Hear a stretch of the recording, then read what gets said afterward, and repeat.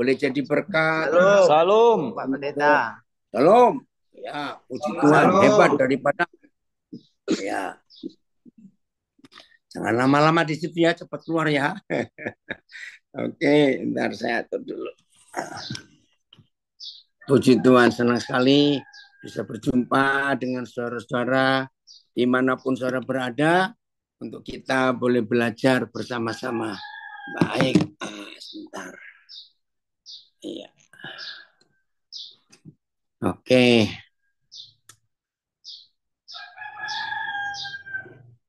Tema kita hari ini diambil dari Wahyu pasal 3 ayat 19. Saudara, ada satu hal ya yang sangat dirindukan, dinantikan, diharapkan oleh Bapa di surga untuk kita mengalami satu hal ini. Nah, satu hal apa?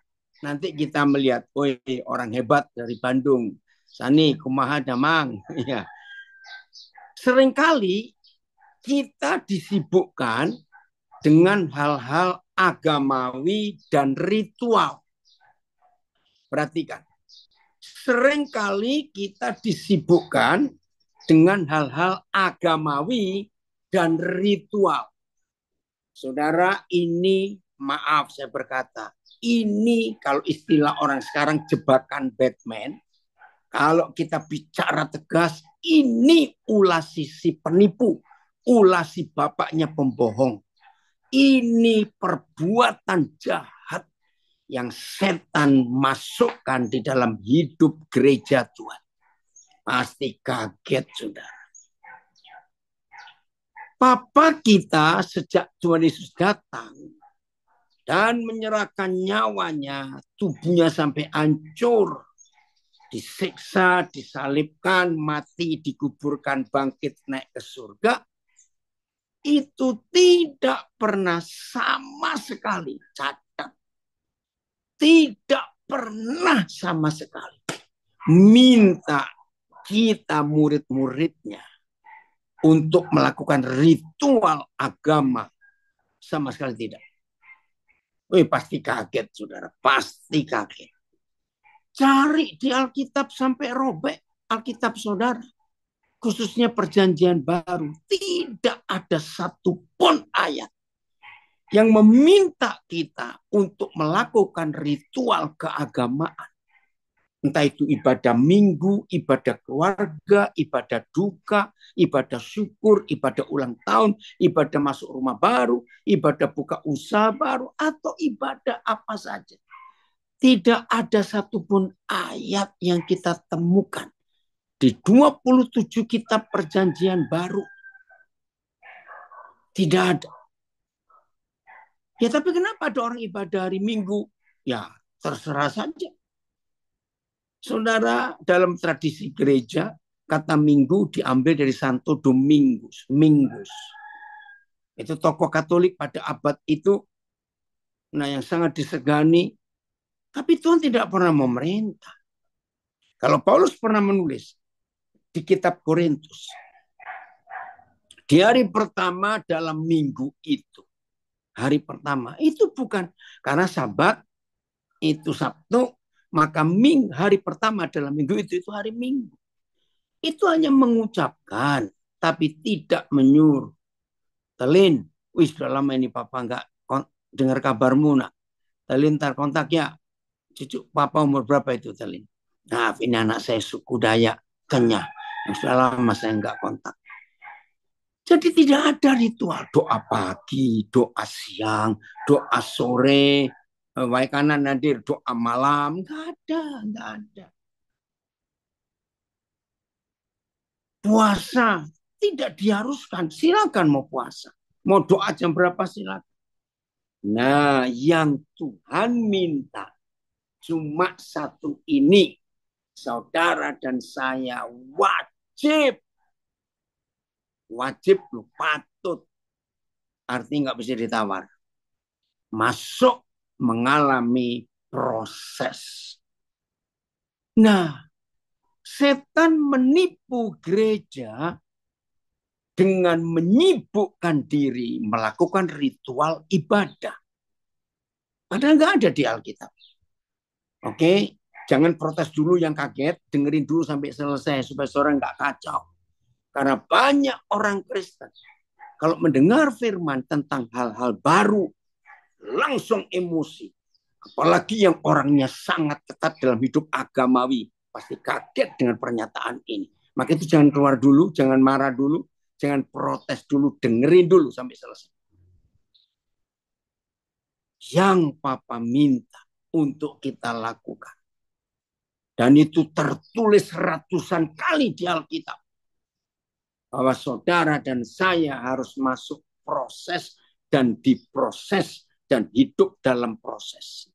Dan tidak ada satupun ayat yang memberitahu saudara dan saya untuk melakukan ritual agama Kristen, agama Katolik, Baptis, Protestan, kayak Advent, apa saja tidak ada. Lalu kenapa gereja melakukan itu? Ya karena gereja ngikuti tradisi pagan, tradisi kekafiran, tradisi agama-agama yang lain. Tapi Papa kita nggak pernah minta. Saudara, disebut sebuah kitab suci agama apapun. Maka dalam definisi agama, begini bunyinya. Disebut sebuah kitab suci agama, ya paling tidak ada dua hal ini. Paling tidak. Ada yang lain-lain, tergantung agamanya. Tapi yang universal, yang umum, disebut kitab suci agama itu kalau ada dua hal. Satu, aturan berdoa atau sembahyang. Dua, aturan ibadah. Dan di semua kitab suci agama apa saja. Ingat, Kristen bukan agama. Kalau saudara orang Katolik mau bilang agama, silakan.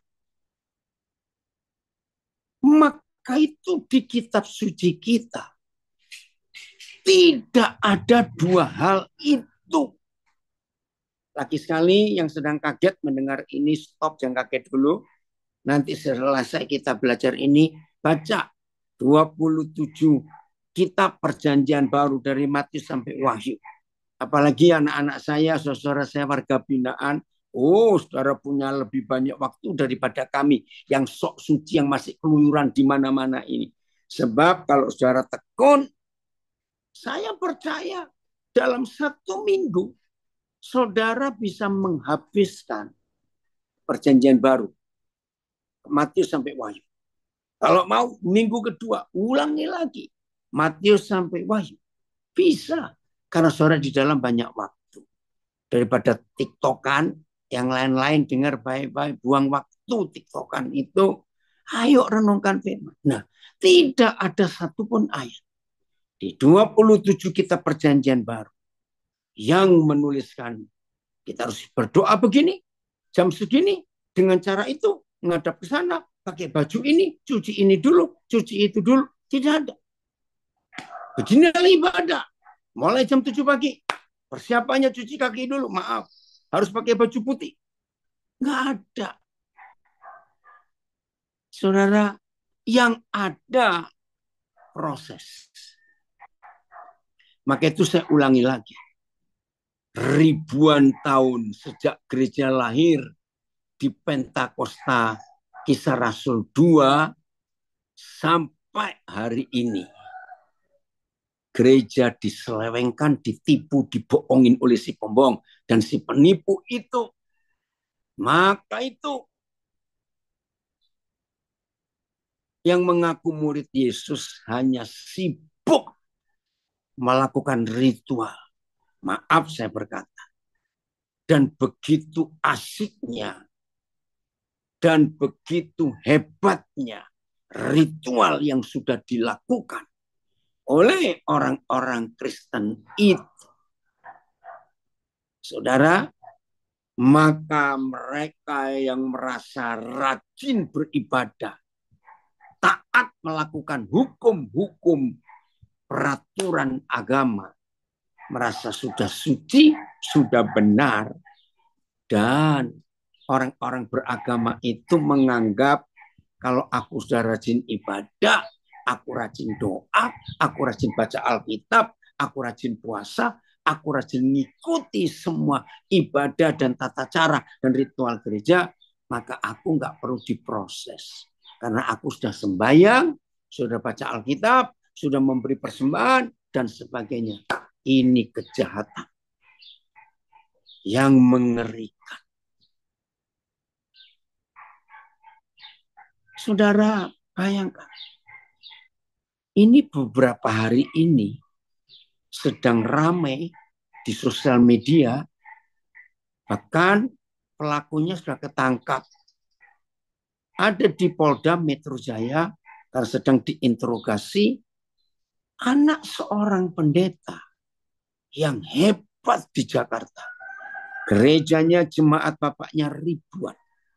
Bahkan anak ini pun sudah khotbah. Ternyata melakukan penipuan yang sangat keji di sebuah bank, pusatnya di Singapura. Wih, saya ngikuti berita itu ngeri sekali. Bapaknya pengkhotbah hebat. Saudara, inilah bukti. Bahkan lihat orang-orang yang rajin beribadah, kalau tidak mau diproses, maka hidupnya tidak akan memuliakan Tuhan. Maka itu harus hati-hati. Jangan terjebak dengan rutinitas keagamaan. Saya ulangi, jangan terjebak dengan rutinitas keagamaan. Dan jangan saudara yang sudah rajin ibadah, rajin melakukan ini itu, woi Wendra, senang sekali Bapak kamu hadir. Terus merasa yang penting aku sudah beribadah. Aku sudah berdoa. Tuhan pasti senang melihat hidupku seperti itu. Enggak. Yang Tuhan suka kalau kita mau diproses. Oke, sekarang kita baca. Wahyu 3 ayat 19. Wendra tolong sampaikan Evan, Papa ini sudah WA dia tapi kok nggak dibalas. Dia pakai nomor mana? Suruh WA Papa ya Wendra. Makasih. Lihat ini Wahyu 3:19. Barang siapa ku kasih. Senang ya disayang Papa, dikasih Tuhan Yesus. Aduh senang, terima kasih Papa. Apa yang Papa buat kalau dia mengasihi kita? Iya ku tegur. Dan ku hajar. Nggak enak sekali. Sebab itu relakanlah hatimu dan bertobatlah. Saudara, Papa nggak berfirman begini. Barang siapa yang kukasih harus rajin ibadah, harus rajin doa, harus rajin puasa, harus rajin baca Alkitab, harus rajin ikut pelayanan, harus rajin memberi persembahan. Nggak ada ayat itu. Ayat ini. Mereka yang kukasih itu kutegur dan kuhajar. Karena itu relakan hatimu dan bertobatlah. Saudara tahu arti ditegur dan dihajar. Itu diproses. Nasi kunyuk itu berhasil menghapus firman ini dalam hidup anak-anak Papa di surga dan dalam hidup murid-murid Yesus. Maunya ibadah saja, maunya aktif, maunya ikut aktivitas rohani, retreat, KKR, seminar, ya baca Alkitab, beri persembahan, ibadah minggu, ibadah keluarga, ibadah rumah tangga, macam-macam. BIS. Orang-orang yang kukasih, mereka lah yang kutegur dan kucambuk. Boom. Karena itu hendaklah kalian bersemangat. Hah? Bagaimana dicambuk suruh bersemangat? Keren ya Papa kita. Saya ulangi. BIS.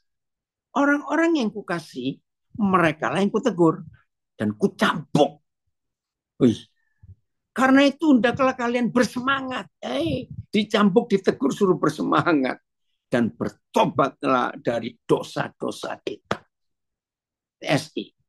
Aku menegur dan menghajar kamu sebab aku mengasihimu. Karena itu nyalakanlah api semangatmu kembali dan bertobatlah. MLT, siapa saja yang aku kasih, aku tegur dan aku ajar. Karena itu giatlah dan bertobat. Terus naik lagi Filipus.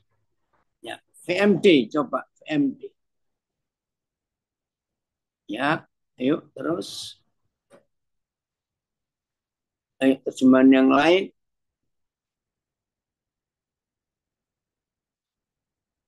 Naik lagi Filipus belum kubaca.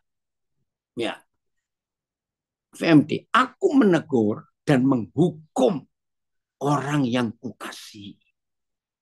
Bersungguh-sungguhlah dan bertobatlah.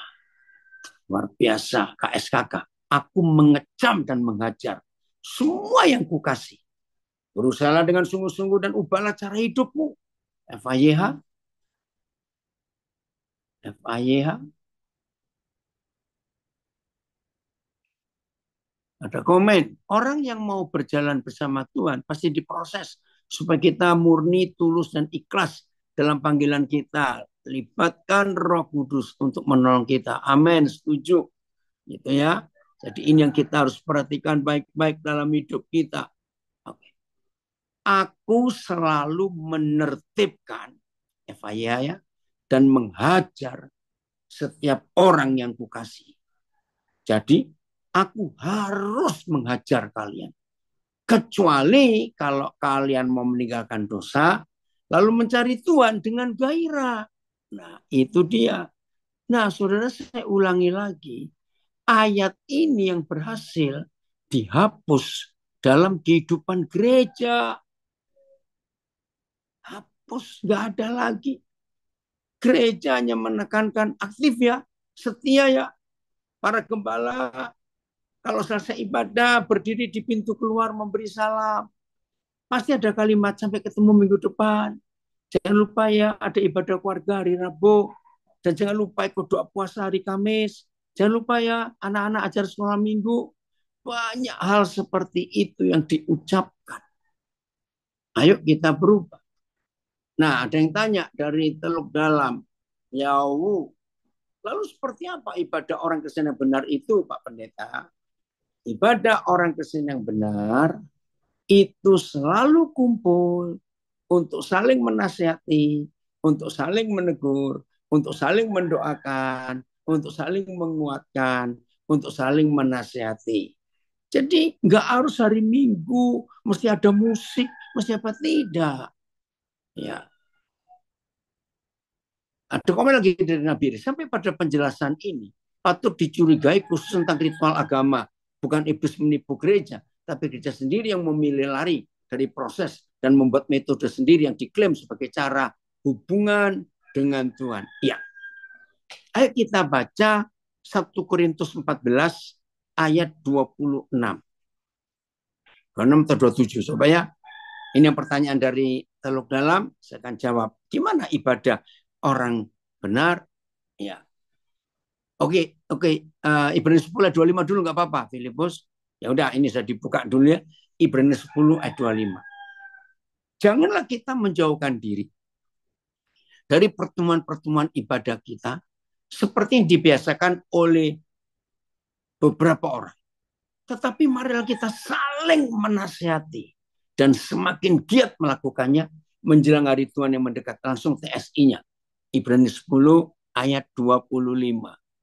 Ibrani 10 ayat 25. Ada yang tanya dari Jakarta. Kalau dikasih itu diproses, berarti sudah tobat pun tetap berproses. Iya, jangan sombong kalau sudah bertobat terus nggak diproses. Enak saja. Janganlah malas berkumpul dalam persekutuan kita seperti yang sudah menjadi kebiasaan sebagian orang. Sebaliknya, marilah kita saling mengingatkan untuk tetap rajin berkumpul dan lebih rajin lagi sebab hari kedatangan Kristus semakin dekat. MLT, dengan tidak mengabaikan pertemuan ibadah kita sendiri sebagaimana kebiasaan beberapa orang, malah sebaliknya dengan semakin saling menasihati, sebagaimana kamu melihat harinya sudah semakin dekat. Nah, dengar ya, ini baru satu ayat. Kalau kita baca Ibrani 10:25, ternyata ibadah hari Minggu itu salah. Sebab ibadah hari Minggu kita cuma suruh datang, duduk, dengar, beri persembahan, pulang. Padahal ibadah yang Tuhan minta itu saling. Saudara cari di perjanjian baru, khususnya surat-surat Paulus. Kata saling itu muncul terus. Saling mendoakan, saling menasihati, saling menguatkan, saling menghibur, saling menegur, saling mendorong, saling. Itu artinya satu dengan yang lain. Maka itu menurut kita perjanjian baru. Ibadah itu nggak bisa ratusan orang, apalagi ribuan orang. Nggak bisa. Itu agamawi. Maka itu semua ibadah di surat-surat Paulus. Tolong yang dalam tanya tadi baca dulu ya sebelum tanya yang lain. Selalu ada kalimat salam kepada orang-orang kudus di rumah keluarga si A. Salam kepada jemaat di kota ini, di rumah keluarga itu. Jadi perjanjian baru itu ibadah itu di rumah. Bahkan menurut Kisah Rasul 2 dan Kisah Rasul 4, di rumah sambil makan. Mecahkan roti. Wah, luar biasa. Keren ya. Nah, kalau ibadah minggu nggak mungkin saling nasihati, nggak pulang-pulang nanti.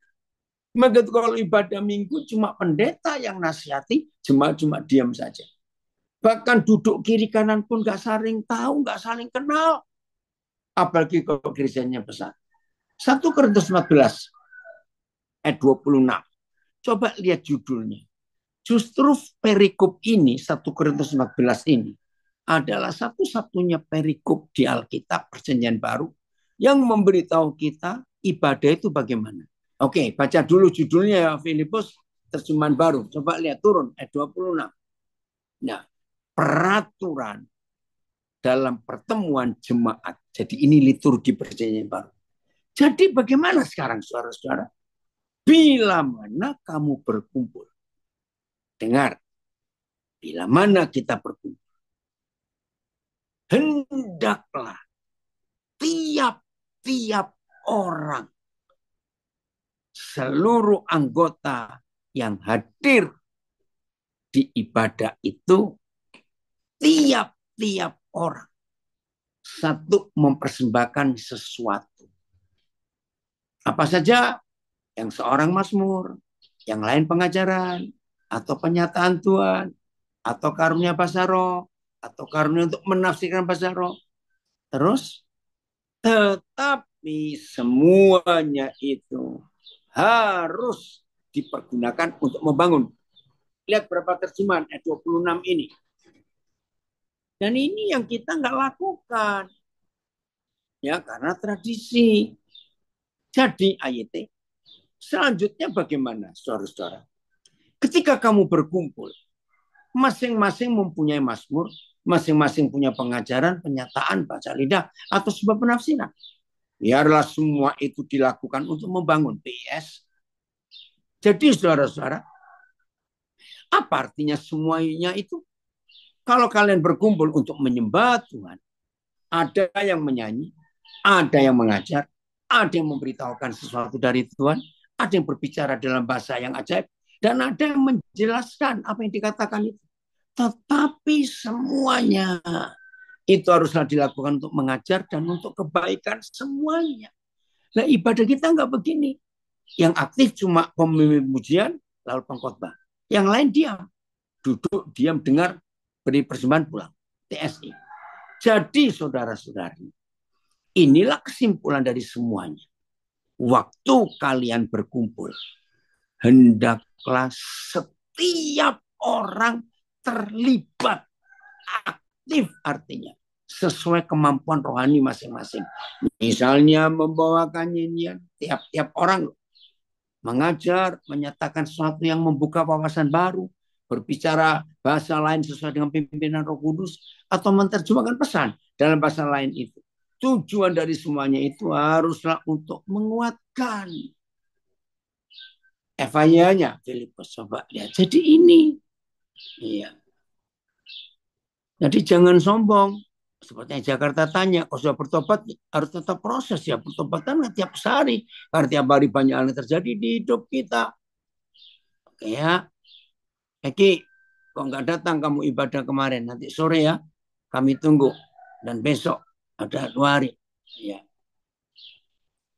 Saudara sekalian yang saya kasih, marilah kita menyimpulkan apa yang telah saya bicarakan. Pada waktu saudara berhimpun, beberapa orang akan bernyanyi, beberapa orang mimpin. Dan yang lain akan mengajar atau menyampaikan pesan tertentu yang telah diberikan Tuhan kepadanya. Atau berbicara dalam suatu bahasa asing. Atau menerjemahkan apa yang sedang diucapkan oleh seseorang dalam bahasa yang tidak dikenal. Tetapi apapun yang dilakukan hendaknya bermanfaat bagi semua orang. Dan meneguhkan mereka di dalam Tuhan. Saudara, sejak saya dipanggil Tuhan melayani tahun 72, saya sudah belajar gereja Kisah Para Rasul dan 1 Korintus 14 ayat 26 ini saya ikuti sampai hari ini. Maka itu fellowship kami, komunitas kami di mana saja. Kalau kumpul, ayo masing-masing. Jangan cuma 1-2 orang, semuanya terlibat. Ada yang komen, berproses itu tidak selalu identik dengan hidup susah ataupun penderitaan. Jadi berproses itu bukan keadaannya, tapi sebentar. Tetapi sebuah kegiatan aktivitas tidak juga. Justru proses itu bukan sebuah kegiatan atau aktivitas, tetapi sebuah kenyataan fakta hidup. Contoh, kalau kita simpulkan Ibrani 10:25 dan 1 Korintus 14 ayat 26. Maka ketika kita kumpul dengan siapa saja, maka siapa saja itu yang jadi alat gosok, sikat kawat, sikat besi yang membersihkan kita. Bahkan suami istri saling memproses pasangannya. Jadi bukan aktivitas, bukan kegiatan. Itu ibadah lagi nanti. Maka itu dalam kitab Amsal, berapa ya? 17 atau 17. Besi menajamkan besi dan manusia menajamkan sesamanya. Jadi tolong yang tanya, ini nggak ada hubungan dengan ibadah. Jadi bukan kegiatan, bukan aktivitas. Tapi dalam hidup sehari-hari. Nggak salah dikata-katai orang. Puji Tuhan. Maka itu kenapa Tuhan Yesus mengajar. Berkati orang yang membenci kamu. Doakan musuhmu. Nah, aneh sekali. Itu kan bukan aktivitas. Itu bukan kegiatan ibadah. Itu dalam hidup sehari-hari. Salah, kamu sedang diproses. Stop. Ini saya tegur anak saya satu ini. Berpuluh-puluh hal sudah proses tapi nggak menang. Hari ini harus menang kamu Sela ya. Iya, betul. Lifestyle dalam hidup kita sehari-hari. Ya, dari muaro 2A Padang. Kecenderungan ibadah Kristen mengadopsi cara orang terdahulu untuk mewujudkan tentang hukum Taurat keempat. Iya, bukan. Hormati hari Sabat ya. Kecenderungan ibadah Kristen, oh sama ini ya. Sama juga. Oke, jadi jelas ya. Kita harus tahu prosesnya ini. Supaya apa? Karena Tuhan rindu kita diproses. Itu dalam kumpulan jemaat. Maka itu hampir semua agama ada biara. Ya, walaupun kata-katanya beda. Nah, di biara itu dikumpulkan orang-orang tertentu yang mereka pilih, lalu hidup menyendiri. Justru itu nggak makin sempurna, karena nggak ada yang gosok, nggak ada yang nyinggung, nggak ada yang membuktikan apakah dia sudah mengampuni atau belum. Enak, Papa senang, ada Tuban ikut gabung. Oke ya, Ida, kamu WA aja kalau saya Bapak telepon nggak bisa jawab, kamu WA saja. Tunggu ya, kalau ada pasti kirim. Oke. Nah, kalau kita mau hidup dalam kebenaran ini, luar biasa. Oi, Horas Amang Tambubolan. Oke, kita lihat ayat yang berikut. Bagaimana Tuhan rindu kita itu diproses untuk mengalami kesempurnaan. Yusuf contohnya. Aduh, kalau saya bilang proses itu melihat hidup Yusuf itu luar biasa. Yusuf itu contohnya. Dia tidak beribadah. Maaf ya. Ini supaya yang konsep ibadahnya kolot, ketat. Dengar, Yusuf itu tidak beribadah. Daniel, Sadrak, Mesak, Abednego pun tidak beribadah. Sebab mereka ini semua di dalam tahanan kerajaan asing. Mau ibadah di mana? Mau ibadah siapa yang mimpin? Enggak ada. Maka itu ketika beberapa saudara saya ya ingin menanyakan gimana ya caranya punya alat musik yang bagus untuk ibadah kami. Saya bilang enggak perlu alat musik. Cukup duduk bersama-sama, masing-masing datang, ada yang bawa pisang goreng, bawa ubi rebus, bawa singkong rebus, bawa kacang, bawa teh, minuman, kopi tawar semua ya, jangan manis. Ingat, sambil makan, cerita, saling menegur, saling menasihati, itu ibadah. Jadi nggak perlu alat musik, nggak perlu bangku, nggak perlu mimbar, nggak perlu. Itu yang Tuhan ingin. Wih, ini orang hebat. Gabung di Facebook saya. Rasa hormat ini. Papi terhormat. Yosef Paul Chang dari Eropa. Beri komen begini. Makasih ya nak. Wih, keren. Ibadah sejati menjaga hidup dalam kekudusan dan mengunjungi janda miskin dan anak yatim dalam kesusahan mereka. Yakobus 1 ayat 27. Haleluya. Mengasihi, mengampuni, memberkati saat bergesekan dengan sesama saudara. Setuju? Nah, hebat ini ya. Wih, di sana masih jam berapa nak? Oh, musim kamu ya. Ini orang hebat toh. Pasti banyak kenal. Siapa itu Yosef Paul Chang yang pernah disebut Nabi ke-26. Ya udah nggak usah dibahas itu. Makasih. Ini contohnya. Jadi kalau kita mau hidup dalam kebenaran, lakukan. Oh, ada komen lagi. Saya nggak tahu Yongsan ini siapa. Paling berat prosesnya Nabi Ayub disucikan, diuji, dimurnikan, iman, pengharapan, kasih. Paling berat kasih. 16 tahun berjalan tidak memegang uang sesen pun. Harta hilang, tinggal rumah, perbuatan, tinggal di rumah. Perbuatan jahat dilakukan oleh kakak perempuan, iri, benci semuanya. Wih, hebat, 16 tahun. Oh, jam 5 pagi ya. Nak, di Eropa sekarang, puji Tuhan, selamat. Ya, jadi ayo nikmati semua. Jadi kesimpulannya ada yang ngomong, ibadah itu bisa di mana saja. Betul. Ketika saudara sedang naik bis umum, di kereta api, di pesawat, ada penumpang yang aneh-aneh. Senyum. Itu sedang ibadah diproses. Iya. Ayo mulai hari ini kita betul-betul menikmati hidup. Nah itu ada yang salam kenal itu nak. Dan saudaramu, anak papa juga dari Pontianak. Oke, jadi siap ya untuk melakukan kehendak Tuhan. Wih, Liang, orang hebat dari Philadelphia. Yo, lagi di Nabire, benar. Oke ya, siap ya untuk mengalami proses itu. Jadi nggak usah takut. Proses itu indah. Nah, saya ulangi lagi. Hidupmu adalah ibadahmu, betul. Ada komen dari Ngunut. Hidupmu adalah ibadahmu. Nah, saya ulangi lagi. Yusuf hidup yang luar biasa. Tidak pernah ibadah. Jangan kaget. Yusuf nggak pernah ibadah. Mau ibadah di mana? Dia di penjara kok. Ibadah dengan siapa? Betul. Dari Banjarmasin. Liturgi ritual ibadah cenderung membelenggu jemaat. Betul. Han, karena Papa lihat kemarin, jadi itu anaknya siapa yang sakit? Ada di rumah sakit kamu teman. Ada yang ngomong, tapi Pak, setelah kita tahu bahwa ibadah bukanlah di gereja, tapi hidup kita sehari-hari, tapi tetap saja ada yang hilang dari rutinitas ya, tiap minggu dan dikatakan aneh oleh teman-teman dan saudara. Oke, lebih baik Tuhan yang mengatakan sesuatu tentang kita. Jangan percaya teman-teman ngomong apa, iyakan saja. Boleh ibadah minggu, saya sampai hari ini tetap ibadah kalau hari minggu, tetap. Bukan tidak, tapi itu bukan tujuan hidup saya untuk ibadah minggu. Tujuan hidup itu diproses ini, dibentuk tiap hari, makin sempurna. Ya, oke.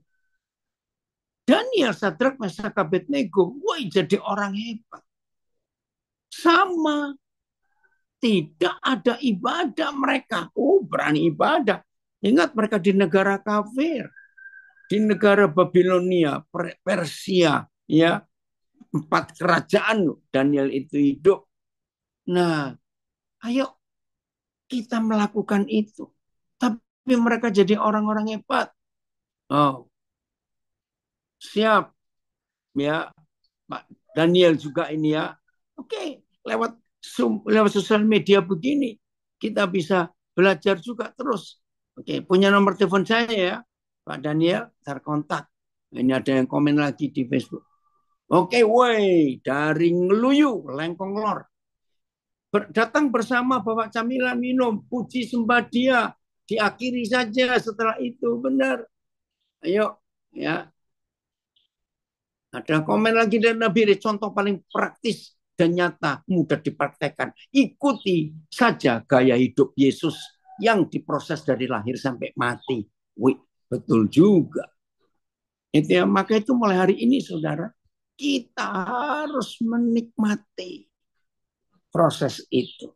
Jadi semuanya ngalami proses. Daud ngalami proses. Dikejar-kejar Saul, padahal dia nggak salah. Musa ngalami proses. Bahkan nggak main-main 80 semester prosesnya. Woi, Apin, Papa baik, nak, terima kasih. Ya, oh nanti ya, ini ada yang komen suruh saya cerita waktu saya ke Tiongkok tahun 82, pengalaman benar. Woi, oke, Shirley dari Manokwari, salam juga. Puji Tuhan. Jadi mereka itu nggak ada ibadah loh, saudara. Saudara kita yang di perjanjian lama itu diproses luar biasa, nggak ada ibadah. Oh, anak tetangga Tuhan. Lihat Paulus. Oh, saudara jangan kaget ya. Maka itu tadi yang bertanya-tanya, loh ini pengajaran apaan? Kok nggak boleh ibadah? Kok nggak boleh ibadah? Cuma caranya saja. Saudara lihat Paulus. Dia bisa menulis 14 kitab. Jangan main-main. 14 kitab. Dari 27 kitab perjanjian baru. Saudara tahu? Hampir 80%. 14 kitab yang ditulis Paulus sebagai firman yang tersimpan sampai hari ini. Hampir 80%. Paulus nulisnya waktu di dalam penjara. Dan saya mau tekankan ini. Di penjara pun tidak ada ibadah.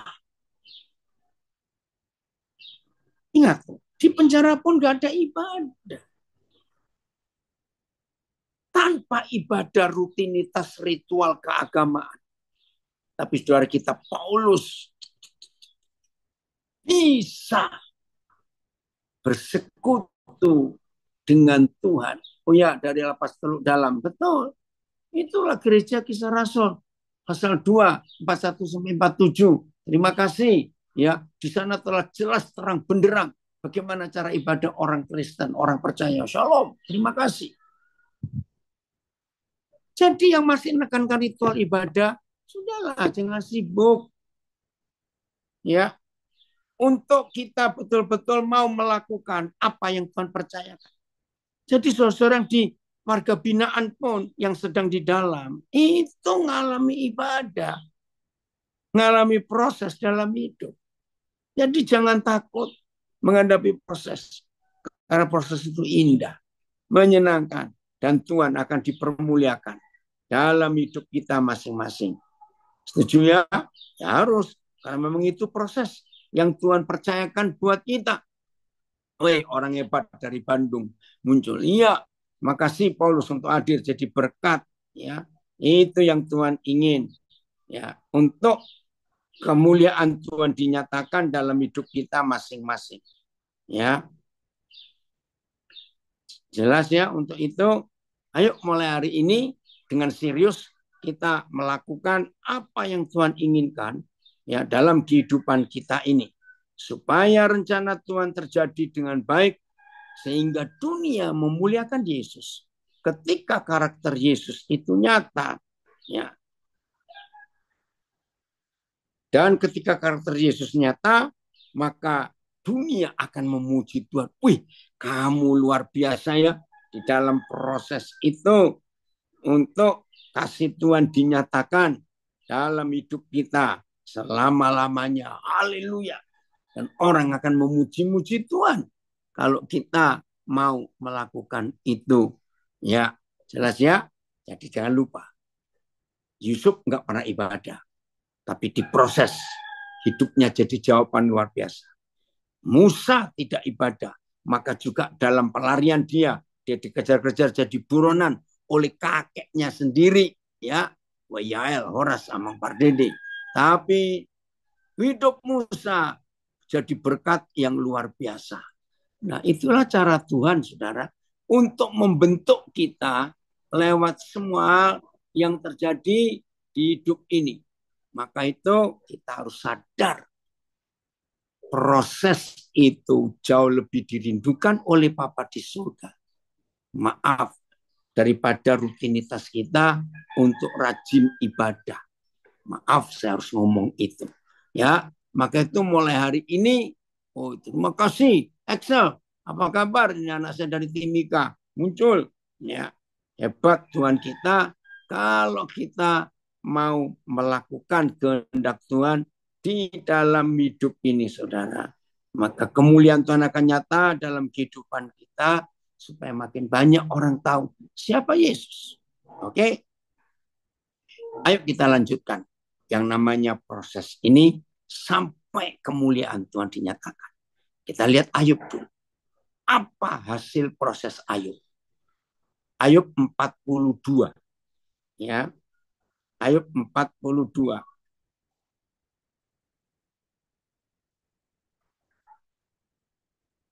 Ayat yang kedua.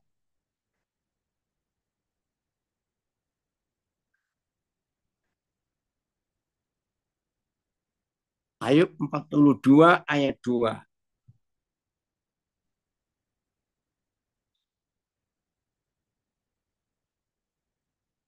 Aku tahu. Haleluya. Apa yang dia tahu? Engkau sanggup melakukan segala sesuatu. Dan tidak ada rencanamu yang gagal. Enggak ada. Wih, luar biasa. Ya, puji Tuhan, Pak Yonatan senang bisa ketemu lagi. Ya, saya lupa waktu sudah WA. Coba di WA lagi, maaf. Nah, kalau kita percaya bahwa tidak ada rencana Tuhan yang gagal, termasuk proses yang harus kita alami, itu termasuk salah satu bentuk dari rencana Tuhan. Dan itu nggak gagal.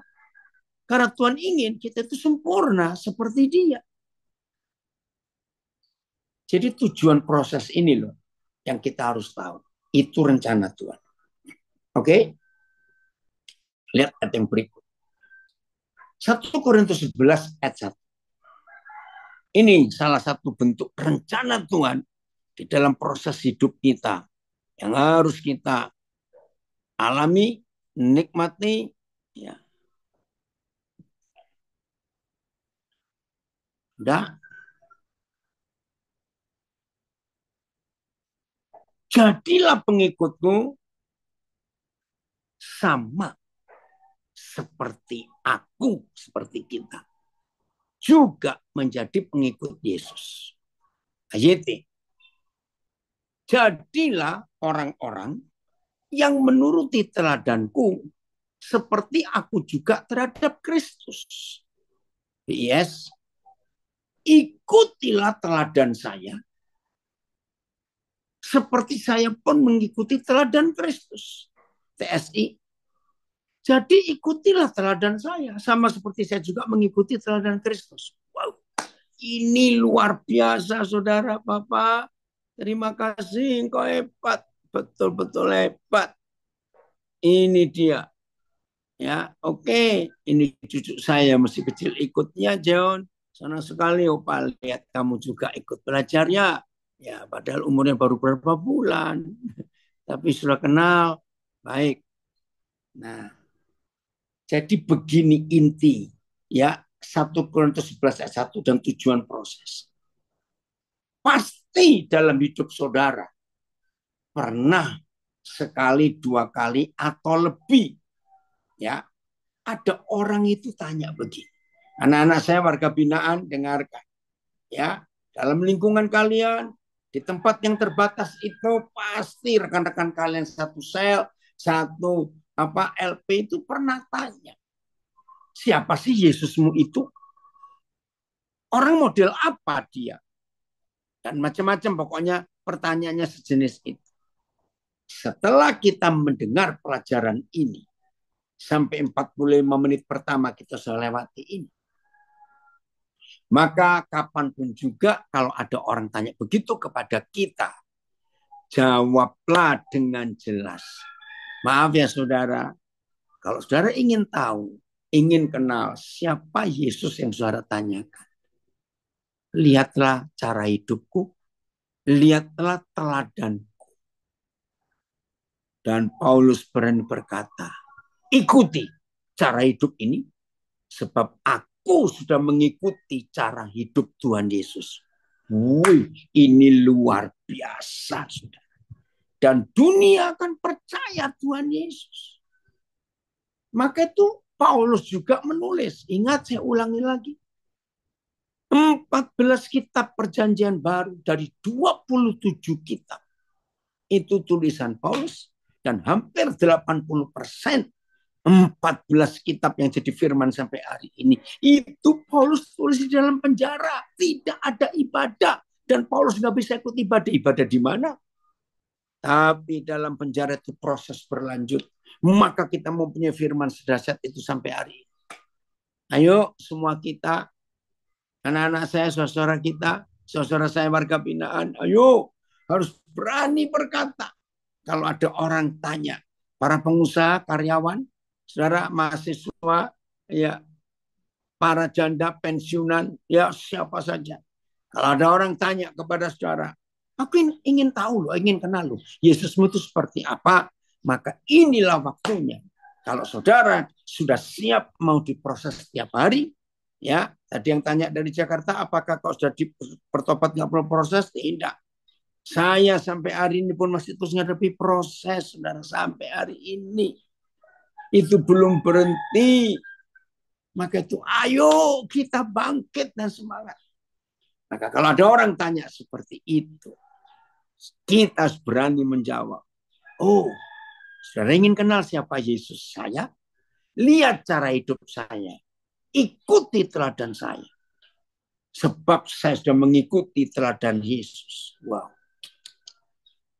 Maka itu jangan menutupi kelemahan kesalahan kita dengan ibadah dan pelayanan. Artinya kalau hidup kita belum mampu, ya saya baca dari Martapura, artinya kalau hidup kita belum mampu meneladani Yesus, maka jangan bilang kita anak Yesus. Mari koreksi perbuatan hidup kita hari ini. Tuhan Yesus sangat baik, amat sangat baik. Puji Tuhan. Ya pokoknya diproses. Ya, nggak ada apa-apa, tiba-tiba ada orang maki-maki. Berkati. Terima kasih ya saudara untuk apa yang saudara lakukan. Itu aja sudah, nggak usah emosi, nggak usah rugi besar. Ya, maka itu Paulus juga menulis, kamu itu surat yang terbuka. Apa arti ayat itu? Ya, coba carikan ayatnya Filipus Bapak lu. Kamu itu surat yang terbuka di kitab Korintus. Artinya begini. Kalau ada orang tanya tentang firman Tuhan, jangan suruh baca Alkitab. Oh deh. Saya ulangi, kalau ada orang tanya tentang firman Tuhan, jangan suruh baca Alkitab. Salah. Maka dengan tema ini, kita akan belajar. Kalau ada orang tanya tentang firman, saudara harus berani berkata, Paman, puji Tuhan, hadir lagi senang nak Papa.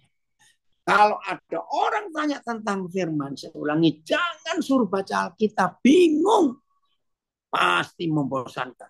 Sudah bukunya tebal, tulisannya kecil-kecil, nggak ada gambarnya lagi. Lalu bagaimana cara kita menjelaskan?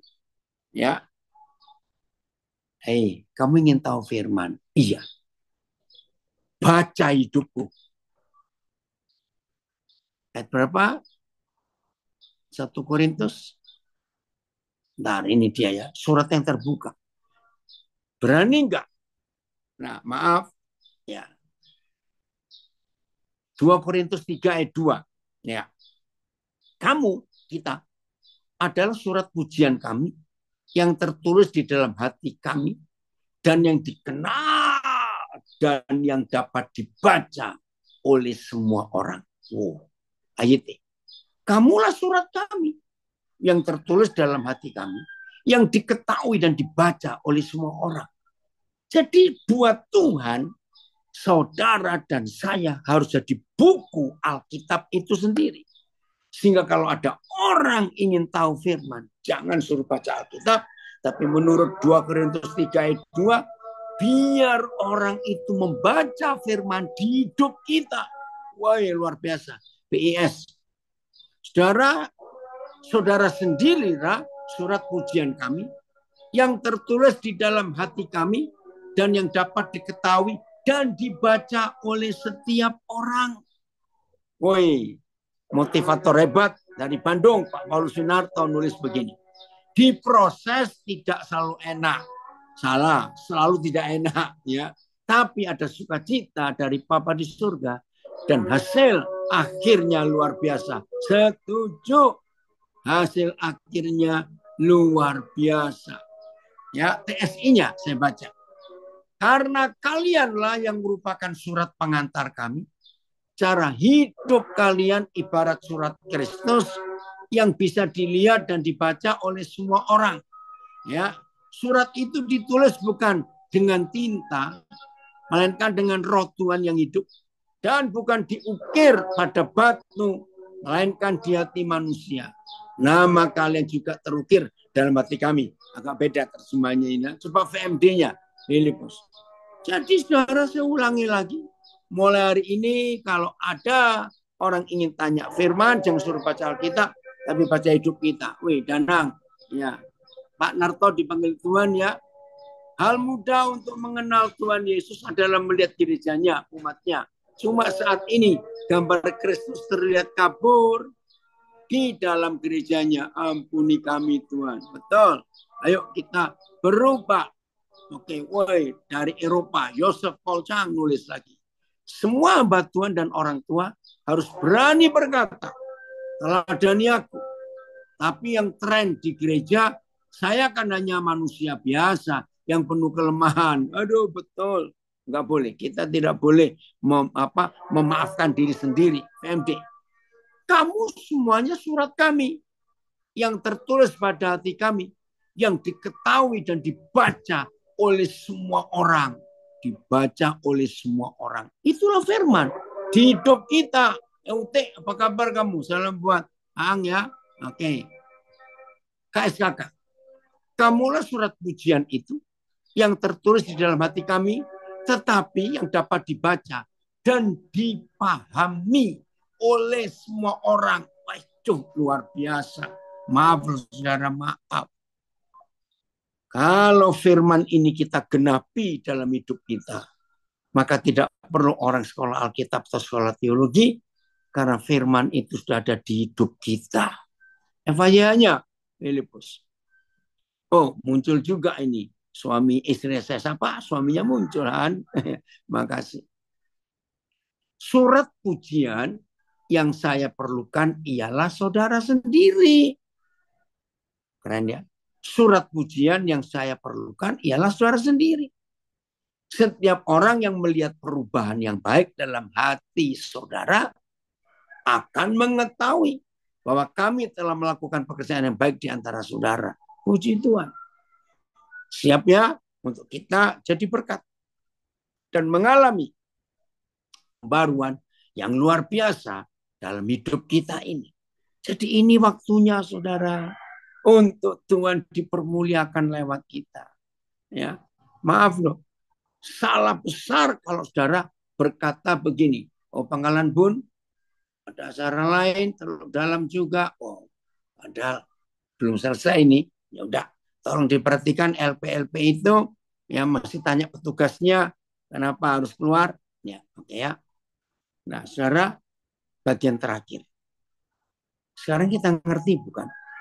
Mengapa setan sibuk dengan mengajak hampir semua murid Yesus sibuk untuk beribadah, sibuk untuk hidup beragama, sibuk untuk melakukan ritual, doa pagi, doa puasa, doa malam, doa ini kelompok usaha kita pelayanan aktif. Padahal yang Tuhan minta ya, padahal yang Tuhan minta adalah hidup mengalami proses. Bukan ibadah saja. Ya, saya ulangi lagi, lihat hidup Yusuf, kapan dia ibadah, tapi dia diproses. Lihat Musa, 40 tahun mengembara, nggak ada ibadah. Daniel, Sadrak, Mesak, Abednego, tidak ada ibadah. Tapi mereka jadi berkat. Maka itu ini tujuan Tuhan. Ya, ayo kita berubah mulai hari ini. Jangan cuma sibuk ibadah, tapi karakter Yesus belum nyata di hidup kita. Jadi untuk membuat Yesus Kristus Tuhan dan firman-Nya itu hidup, maka kita harus siap jadi surat, jadi firman yang bisa dibaca semua orang. Nah, kalimat ini kita harus jauhi betul-betul untuk kita tidak melakukannya. Jangan sekali-kali mengajak orang untuk ikut ibadah minggu kalau orang itu ingin tahu Tuhan Yesus dan ingin lebih kenal Yesus lebih dalam. Jangan dibawa ke ibadah minggu. Pasti makin kaget orang itu dan makin tidak percaya Yesus. Sebab di dalam ibadah minggu banyak orang munafik. Oh, lupuk pakam juga harus keluar. Ya. Dengar. Jadi satu-satunya cara untuk mengajak orang yang rindu tahu dan kenal firman dan kenal Yesus, cuma ada satu cara. Suruh mereka lihat hidup kita. Karena kita sudah diproses dan sedang diproses. Ingat itu baik-baik. Suruh mereka lihat cara hidup kita. Puji Tuhan. Kalau dia sudah bisa melihat hidup kita, hidup saya, maka mereka sudah bisa baca firman di hidup kita. Dari mulai cara berpikir, cara melihat, cara mendengar, cara berkata, cara berperasaan, cara bergerak apa saja, dia dikuasai firman dalam hidup ini. Itulah bentuk hasil dari proses. Tapi nggak cukup sekali, terus setiap hari. Setiap hari harus mengalami proses. Amin ya. Yos, keren sekali kalau saudara dan saya mau. Ya, harus sampai prosesnya kelar gak, Pak? Harus kelar. Pasti akan selesai. Dan yang tahu cuma Tuhan Yesus. Pokoknya jangan tanya, Tuhan kapan selesai? Ya, kalau saudara tanya kapan selesai, berarti saudara nggak siap dan mau protes, cuma ditahan saja. Jangan tanya kapan selesai. Pokoknya sampai wajah Yesus nyata di hidup kita. Dan itulah kerinduan Tuhan. Jadi kalau diproses jangan protes. Ikuti saja yang Tuhan mau supaya kemuliaan Tuhan nyata. Dan orang kenal Yesus lewat kita semua. Dan itu sungguh-sungguh hal yang sangat luar biasa. Kalau saudara dan saya mau diam di proses. Oke, maaf ini saya cuma memberi contoh. Saudara, bulan Juli ini ada kejutan besar untuk Indonesia. Presiden kita, entah tanggal berapa, mulai bulan Juli ini pindah kantor kepresidenan di Nusantara. Woi, waktu saya dengar berita itu 2 hari yang lalu, bulan ini akan pindah. Saya belajar dari orang ini. Secara agama dia bukan Kristen, jelas haji. Tapi cara hidup dia. Lihat bagaimana kelompok yang nggak suka NKRI. Bagaimana kelompok-kelompok yang nggak suka Pancasila. Bagaimana kelompok-kelompok yang tidak suka Indonesia damai. Wuih, tiap jam kalau saya boleh katakan. Mengeluarkan pernyataan-pernyataan di sosial media. IKN itu bohong. Ini bohong. Bahkan ada orang bule, entah dibayar siapa, berani buat viral video. Dia datang ke sana. Ya pasti ada yang ngelihat itu. Wih, dia jelek-jelekin. Wah, kalau zaman Soeharto habis itu orang. Saudara, memang perjuangannya nggak mudah. Apalagi nanti 17 Agustus bulan depan loh. Ini pertama kali upacara kemerdekaan nggak dilakukan di Jakarta, tapi dilakukan di Nusantara. Ya, apa yang kita pelajari? Presiden kita hidupnya melihat ke depan kepada visi. Nggak peduli orang ngomong apa. Biar waktu yang akan membuktikan.